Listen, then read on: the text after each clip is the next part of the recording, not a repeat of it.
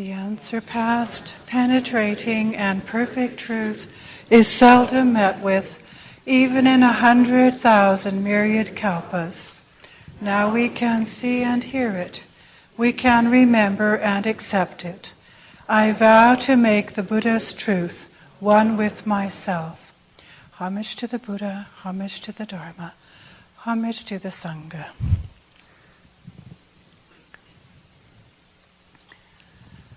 Today we've mounted in the hall a picture of a mandala on the pillar here that includes all the Bodhisattvas we've been talking about. At the top we have the three Buddhas of past, present, and future. And below them, Avalokiteshvara, Kanzeon in the center, with Samantabhadra, Phugyen, and Manjusri, Manju, at her sides. Kishtigarbha, as you can see, Jizo, is below them, and then below him is Maitreya, Miroku, the Buddha to come. And as you can see, they're surrounded by many others, virtuous ones, the Arahants, disciples of the Buddha who have vowed to remain in the world to propagate the Dharma. And the four heavenly kings, guardians of the four directions, each with their particular Dharma to remind and point trainees toward their Buddha nature, where is the place of real safety. The mandala shows us how much help is available to beings at all times, in all directions, if we just keep going on in faith. This image was painted at a particular time with particular forms, but one always has to keep in mind that these enlightening or enlightened beings represent training, represent practice, and the virtues of that practice, the qualities of enlightened practice. And so there's an aliveness about them. Others might have slightly different visions of some of these bodhisattvas with the same essential qualities. And thus the Buddhist teaching is always developing and evolving. The Tripitaka, the Mahayana Buddhist canon, is not a fixed thing. It's always being added to as people have deep religious experience. It gets incorporated into the Mahayana Buddhist canon. I'd like to talk a little today to wrap up the retreat talks, a little more about attitudes of mind in Bodhisattva training. And first I'd like to start with quoting from the Avatamsaka scripture again, the chapter on purifying practice, in which Manjusri Bodhisattva offers advice on some of the ways that we can turn our hearts and minds towards the Bodhisattva way.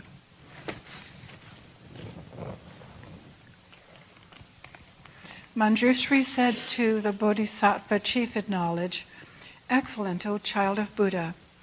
You have asked this out of a desire to benefit many, to bring peace to many out of pity for the world, to profit and gladden celestial and human beings.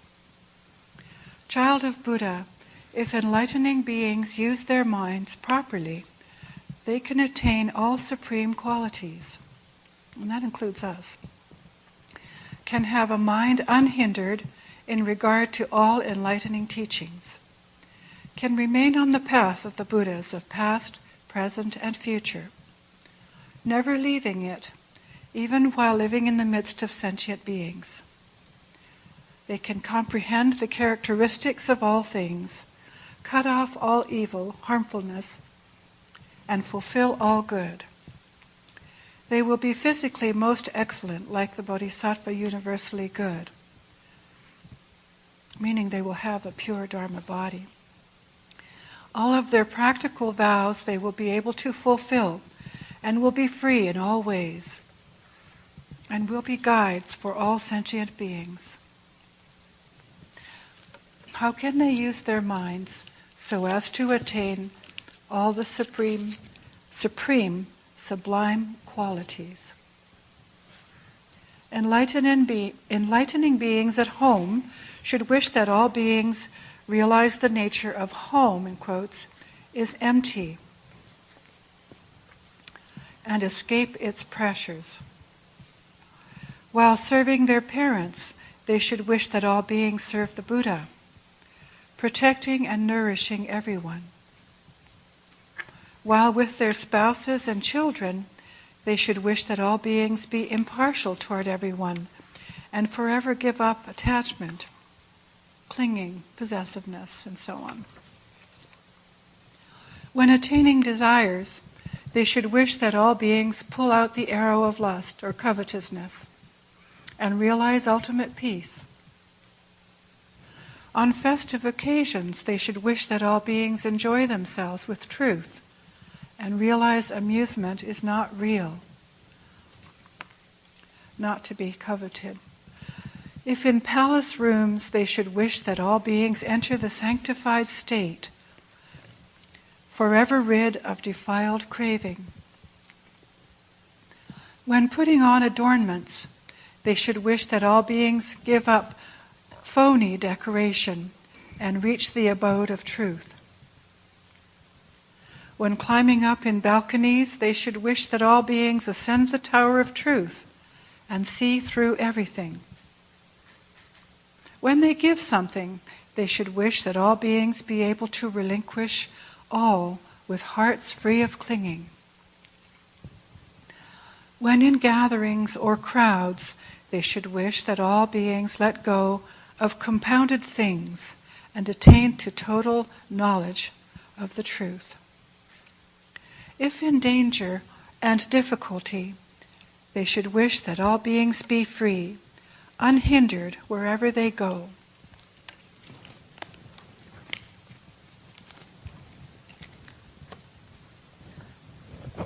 So you can see how one can dedicate the merits and ennoble everything that we do in our daily practice for the benefit of beings. This teaching shows us some aspects of what Reverend Master Jiyu referred to as sanctifying the mundane. We have dedications in our practice after all of our daily services and all of our ceremonies, which are all turned toward the good of others and to their realizing the truth. We don't keep anything for ourselves only. In the monastery, as you know, we recite quietly to ourselves verses of dedication before and after many of our daily functions in taking care of our bodies, when cleansing ourselves, and so on. You've probably seen our toothbrush verse up there. Before we brush our teeth, we make the dedication, we take this toothbrush so that all living things may profit. May they understand the truth quickly and become naturally pure. Or the bath verse, I must cleanse my body and my heart. And also, as I cleanse my body, I pray that all sentient beings be beyond dirt, both in body and in mind, and that our light shine clear within and without. These practices in our tradition come from this chapter of the Avatamsaka, but also the awareness that all these ordinary things that we do in our lives can be turned to the benefit of ourselves and others. Dedicating and offering the merit of all our practices, I've said, and in fact everything we do, even the most ordinary things, for the benefit of all beings being delivered from suffering and finding their Buddha nature, opens our training beyond self-perfection. As monks, when we spread our mats that we bow on during ceremonies, we reflect on inviting all beings to sit on the mat with us together So actively dedicating our practice for the benefit of others is a simple and most helpful way of entering the Bodhisattva way. And we can all find ways that we can do this in our daily training, in the little intervals between various activities, putting our mind in meditation, when we're setting the table, cooking the meal, sweeping the floor, and so on, turning it towards the benefit of others. It's a practice. In my experience, this practice also helps keep the joy and gratitude that naturally arises in training from getting bunged up. It keeps it flowing to wherever needed. It's just a gentle nudging of the wheel of the Dharma within ourselves. As the commentary on the precept on not lying, on not saying that which is untrue, says, the wheel of the Dharma rolls constantly and lacks for nothing, yet needs something. It needs our willingness to be true to the source, to become one with truth, and also to express our love and concern for all sentient beings, if it is to be of benefit in the world. These practices are one simple way of expressing and confirming the teaching of anatta as well, that there truly is no ultimate separation. Whilst we know this, and whilst our meditation practice expresses it, sometimes it is helpful to have that something to move things along. At our annual festival memorial, when we celebrate Great Master Keizan's life, one of our great ancestors, there's a lovely passage in the offertory or dedication at the end of the ceremony that expresses something of this. And it says, by doing this, in other words, he was said to have had a very bad temper in his younger years and had a major conversion of this. By doing this, by valiantly converting his terrible temper into compassion, he shows all of us the way to emulate Avalokiteshvara Bodhisattva. He sought to explain the truth to all by making a ceremony of everyday life, so that every action, whether a seemingly ceremonial or worldly one, should have a heavenly meaning. And this is not something that's limited to your practice when you're in the monastery. It may be more apparent, easier to do when others are doing it. But you can work opportunities into your daily life, wherever you happen to be, to do this practice.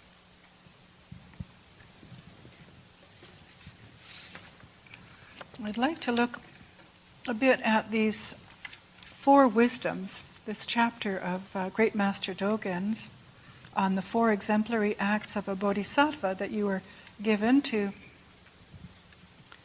read. Also, they're called the signs of enlightenment, as you've heard, and there are ways that we can check our training as to whether we're keeping the precepts or not, how our meditation is going. And it's interesting, they are called the 4 wisdoms. We get confused about what wisdom is sometimes, I think. Certainly I have. And it's most helpful to remember. It's these things that actually we already know about, but that we can practice, we can bring forth from our Buddha nature. The first, he says, is the offering of alms, which includes giving, generosity of spirit. Offering alms, he says, means not being covetous. Not being covetous means not being greedy. Not being greedy, to put it in worldly terms, includes not currying favors by groveling or flattery. If we want to bestow the teaching of the genuine way, even if it were upon someone who rules over the 4 continents, we must do it without wanting anything in return. Offering alms, for example, is like bestowing upon strangers wealth that we freely part with. And Reverend Master Jiu, in her teaching about this, strongly emphasized this aspect of the training in generosity, of not expecting anything in return, including being thanked or appreciated. And when we can touch on this, even just a little, is when this offering, this almsgiving, really begins to kick in, when it begins to flow. He also says there is the principle that even though such things are not something that we personally own, these things that we give, Dharma or something material, in some cases, it does not hinder our offering them as alms. And the humbleness of such offerings is not to be despised, for it is the sincerity of these meritorious deeds that counts. It's not ultimately about someone having or owning things and bestowing these things on another.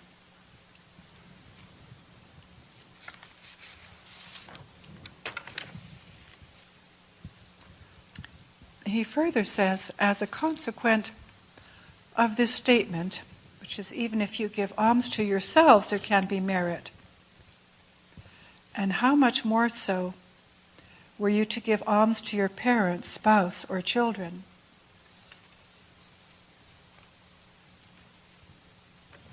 As a consequence of this, I have realized that even giving to oneself is a part of almsgiving. And giving to one's parents, spouse, or children will be almsgiving as well. Should we let go of a single dust mote of a defiling passion as an alms offering, even though it is done for our own sake, we will feel a quiet, heartfelt gratitude, because we will have had one of the meritorious deeds of Buddhas genuinely transmitted to us. And because, for the first time, we will be practicing one of the methods of the Bodhisattvas.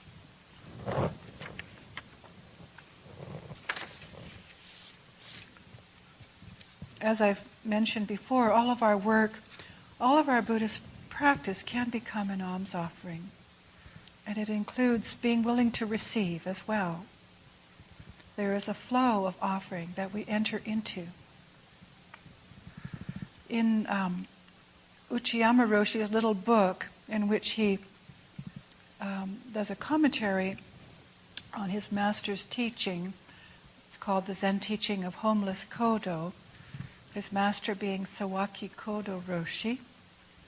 There's a lovely passage from the master about blessings.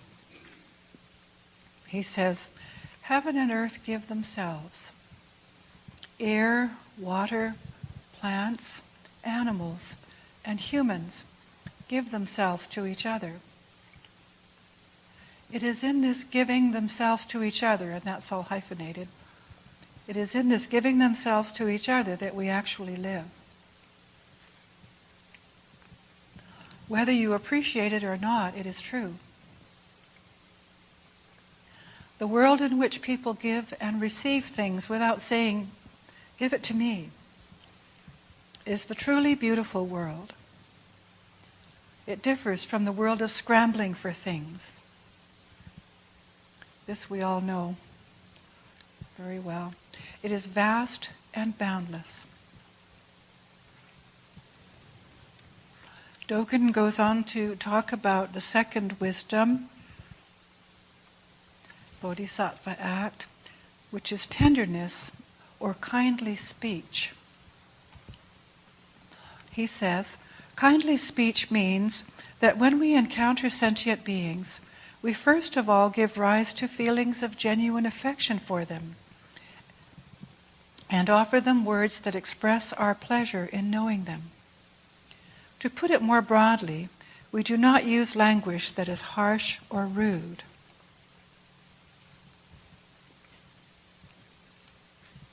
And he says, through our having fondness for kindly speech gradually increases. Thus, even kindly speech that goes unrecognized or unnoticed will still manifest itself right before us.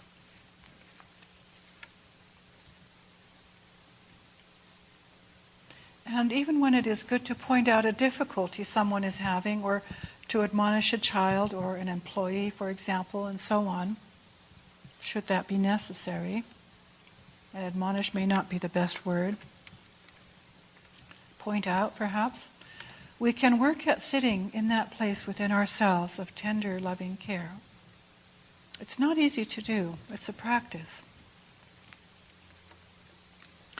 Great Master Dogen goes on to say, kindly speech is the foundation for overcoming those who are angry and hostile, as well as for promoting harmony among others. When we hear kindly speech that is spoken directly to us, it brightens our countenance and delights our heart. When we hear of kind speech having been spoken about us in our absence, this makes a deep impression on our heart and our spirit. Keep in mind that kindly speech arises from a loving heart, and a loving heart makes compassion its seed. You should explore the idea that kindly speech can have the power to turn the very heavens around, and it is not merely a matter of praising someone's abilities. And I personally feel this is a very helpful reflection when we feel troubled by the many conflicts in the world that we hear of. The third of these four wisdoms is benevolence. And Dogen says, showing benevolence means working out skillful methods by which to benefit sentient beings, be they of high or low station.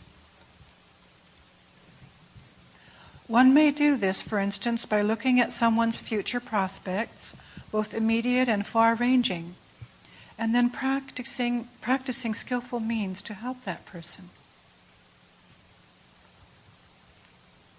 Some people may foolishly think that if they were to put the welfare of others first, their own benefits would be reduced. This is not so. Benevolence is all-encompassing, universally benefiting both self and others.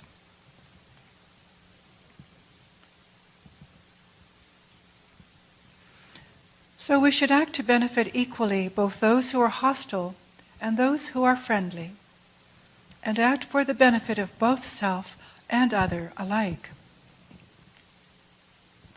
When we attain such an attitude of mind, our showing of benevolence will neither retreat nor turn away from anything, and this benevolence will be shown even towards grass and trees, wind and water.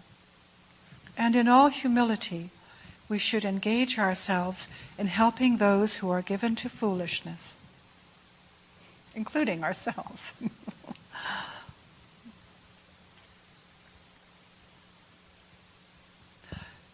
As some of you have read, Reverend Master Jiu taught that benevolence is a law of the universe, which, as Great Master Dogen alludes to,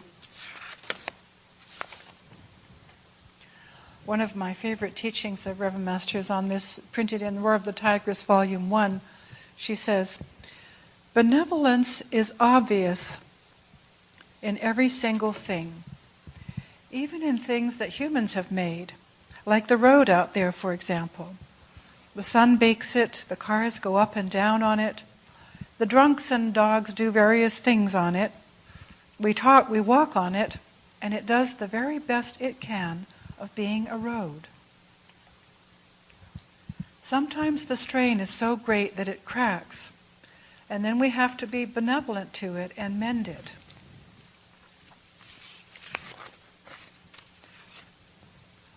Everything is doing the very best it can at all times to help us find the unborn, and that is what makes it a law of the universe. So keep that well in mind, she says. The road that you travel is one of the finest bodhisattvas you've got. It is just being itself, the very finest road. Don't swear about its potholes. Get out and mend them.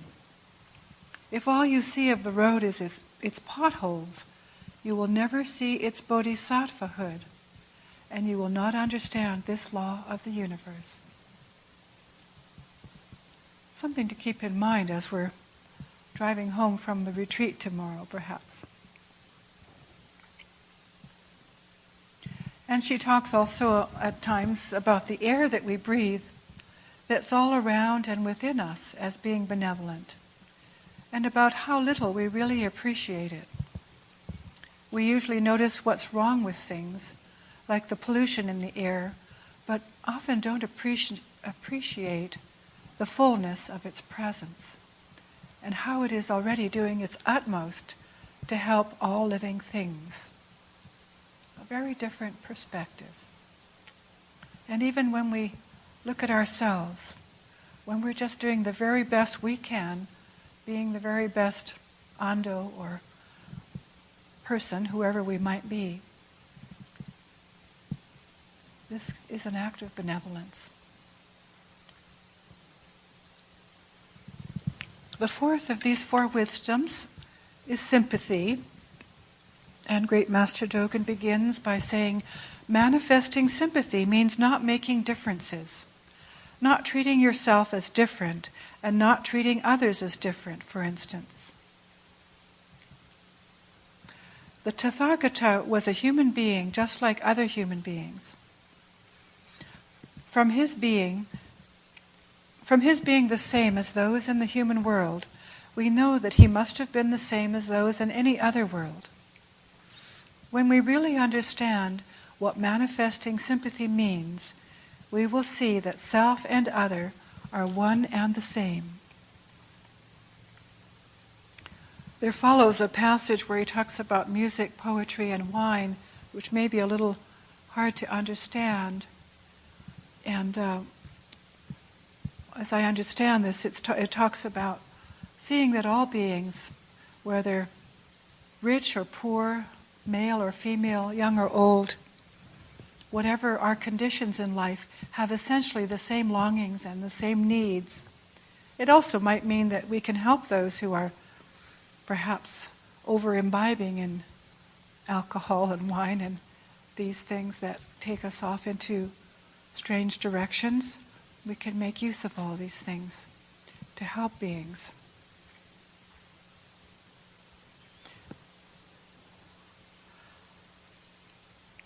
Dogen quotes a Chinese Taoist work where he says, "A sea does not reject water, and therefore is able to bring about its vastness. A mountain does not reject soil, and therefore can bring about its height. An enlightened ruler does not despise ordinary people, and therefore can bring about a large populace." You need to realize that a sea's not rejecting water is its being in sympathy with water. Further, you need to realize that the water has the complete virtue of not refusing the sea. For that reason, it is possible for waters to come together and form a sea, and for earth to pile up and form a mountain. And you certainly know for yourself that because one sea does not reject another sea, it forms an ocean, which is something much bigger, like these Bodhisattva vows we've been talking about. And because one mountain does not reject another mountain, it forms a larger mountain, which is something much higher.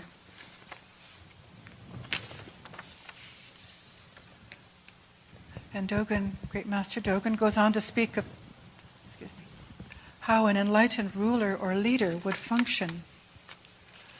It's a good model for anyone who finds themselves in charge of others in some capacity.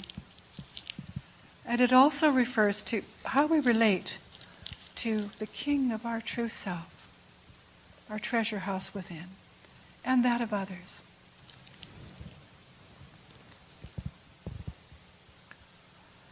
Dogen ends this passage by saying, "This is why Bodhisattvas vow to practice manifesting sympathy, and to do so, they need but face all things with a gentle demeanor. there's always that need to apply meditation, softening, the ongoing softening. Reverend Master Jiu used to talk about always shaving off the calluses. Around here it gets very dry, and if you're barefooted, you end up with a lot of calluses on your feet. And she made use of that ordinary daily function. So whenever I do it, I think of that, shaving off the calluses. Constant training, constant meditation. And from this training in sympathy comes this kaleidoscopic mind of the Bodhisattva that Koho Zenji and Reverend Master Jiu talked about. He ends the passage by saying, because each of these 4 exemplary acts completely encompasses all 4 exemplary acts, there will be, all told, 16 exemplary acts. And this can be expanded into an infinite number of beneficial acts in the kaleidoscopic mind. A vital aspect of cultivating these 4 wisdoms is, as mentioned, training with other beings, humans and animals. For us, training in community.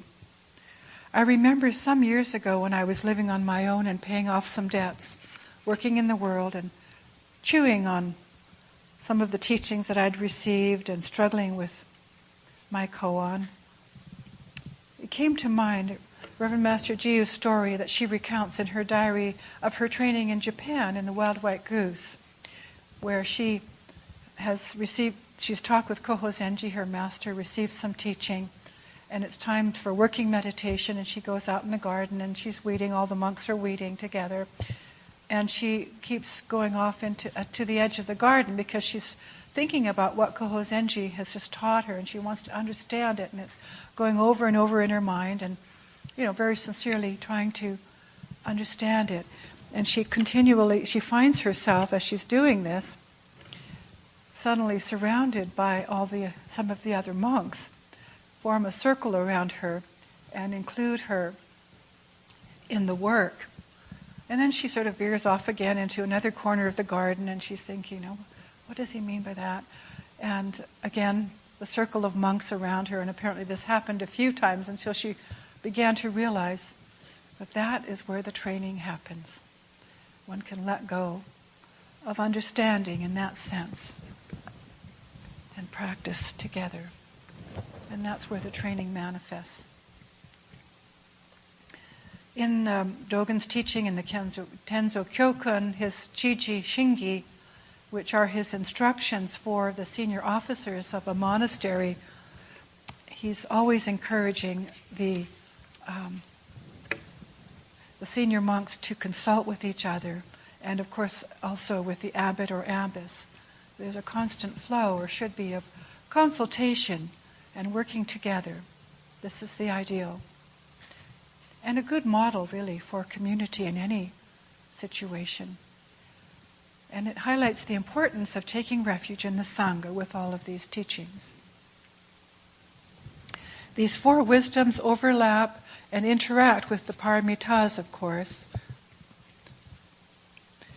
If one practices any one of them, meditation, patience, we find it opens the door to all the others. And the 4 Noble Truths, the Noble Eightfold Path, in fact, all of the Buddha's teachings together with these Bodhisattva practices create a great net of training and enlightenment. A kind of safety net, if you like, ensuring success on the Bodhisattva path once it is entered. If you're not sure about one aspect of it, you can turn your head and find another one and another, and they all support each other.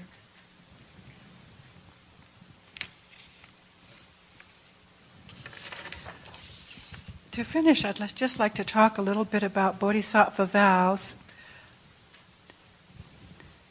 and making vows as a Buddhist trainee. We've been hearing about the vows of the great Bodhisattvas and how to apply them to our practice in our own training.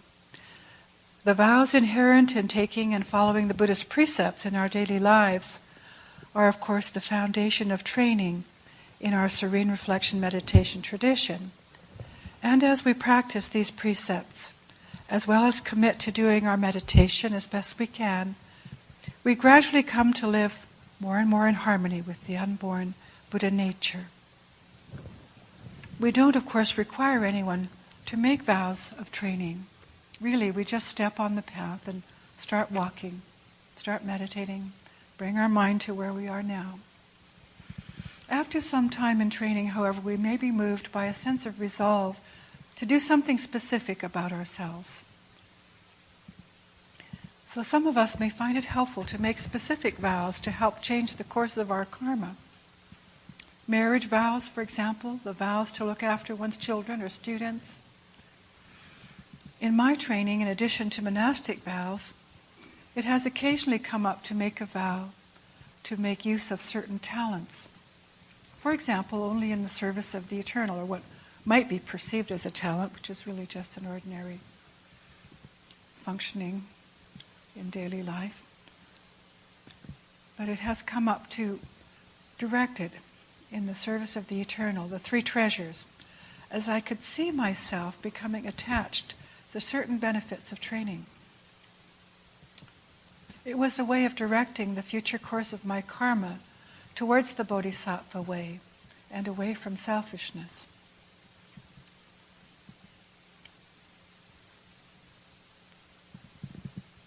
And the purpose of these vows in general that we take are a constant letting go of the selfish self, whilst walking forward firmly on the path, even when we're not sure of our bearings. Reverend Master Jiu's training was a great example of Bodhisattva training. Tireless devotion of helping us, her disciples, and all people that she encountered, find and know the great eternal Buddha nature, passing on the Dharma and teaching constantly in everything she did, despite her ongoing illness, often poor health and low energy, especially in her later years. Even so, there was always a vitality there. And so I'd like to end with our Bodhisattva vows, which really are an expression of converting our own habitual negative karmic tendencies, as well as being of benefit to others. These two are always one thing and don't stand against each other. However innumerable beings may be, I vow to save them all. However inexhaustible the passions may be, I vow to transform them all. However limitless the Dharma may be, I vow to comprehend it completely. However infinite the Buddha's truth is, I vow to realize it. And with this, we dedicate the merit of this our retreat on Bodhisattva training for the benefit of all beings in all directions. Homage to all the Buddhas in all worlds. Homage to all the Bodhisattvas in all worlds. Homage to the scripture of great wisdom.